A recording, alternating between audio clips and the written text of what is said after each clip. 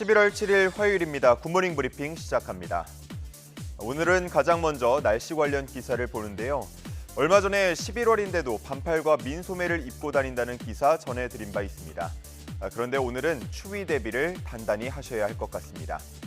중앙일보에는 반팔 입다가 패딩이라는 제목의 기사가 실려 있고 이 기사는 일주일 사이에 여름에서 겨울로 계절이 뒤바뀌었다라면서 시작됩니다. 기상청에 따르면 어제부터 찬바람이 강하게 유입되면서 오늘 전국 아침 기온은 어제보다 10도 이상 크게 떨어질 걸로 예보했습니다. 바람이 강하게 불면서 체감 온도는 실제 기온보다 더 낮을 걸로 전망되는데 서울이 영하 1도, 강원 태백이 영하 7도, 대관령은 영하 9도까지 떨어질 것으로 보입니다. 또 어제도 바람이 강하게 불면서 시설물 파손과 낙하물로 인한 2차 피해가 있었는데 오늘 역시 각별한 주의가 필요하다고 합니다.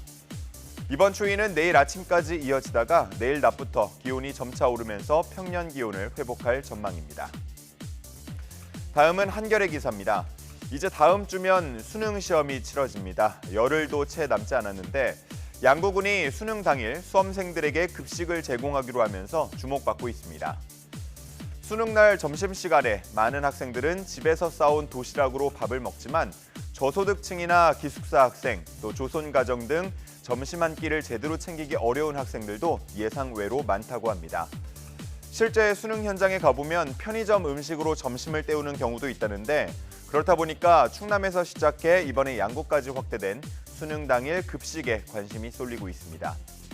학부모나 교원 노조, 급식 관련 노조 등 관계자들은 우호적인 반응을 보이는 반면 신중론도 팽팽히 맞서고 있는데 제한된 식사 시간 내에 모든 학생들이 밥을 먹기 어려운 급식실의 환경도 있고 그렇지 않아도 민감한 수험생들인데 급식 제공이라는 위험 부담을 안으려는 학교는 많지 않을 거라고 우려하는 겁니다.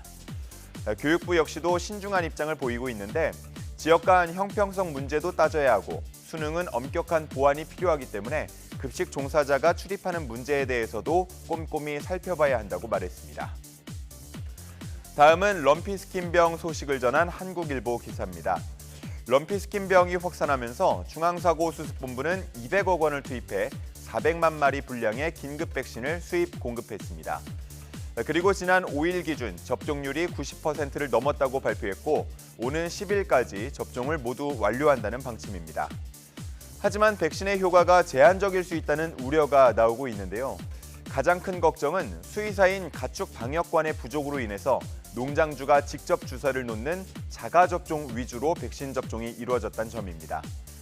백신의 희석액을 잘 섞어 피부와 근육 사이에 접종을 해야 하는데 잘못 놓게 되면 부작용이 나타나거나 효과가 없을 수 있다고 합니다.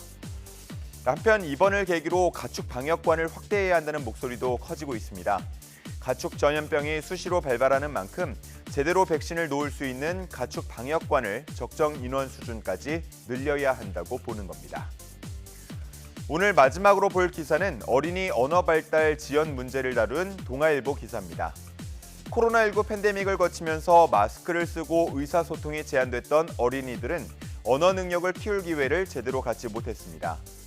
그러면서 지금 그래프에 나온 것처럼 이렇게 발달 지연 아동, 청소년 환자 수도 급증했습니다.